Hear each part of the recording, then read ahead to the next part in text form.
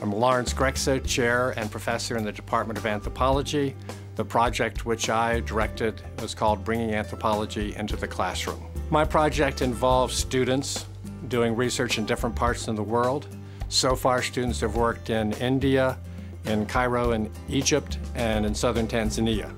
The goal of our project was to help undergraduate students in particular learn how anthropological knowledge is gained by researchers.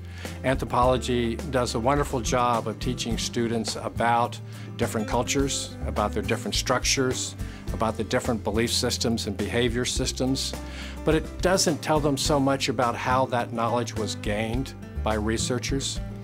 So the purpose of this was to follow the research process, both by undergraduates and graduate students, from the beginning to the end. Our initial intention was to interview them by internet while they were doing the project.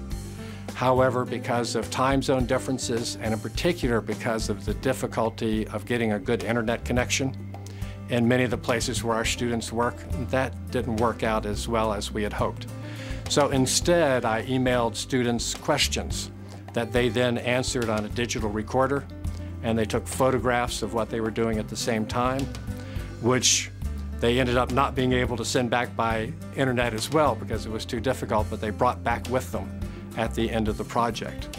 And then when they returned, they gave presentations on what they found, and we also interviewed them about the differences between what they expected to occur and what actually occurred, and sort of the problems that cropped up that they hadn't been expecting to happen, but that one has to deal with whenever one is working in another culture.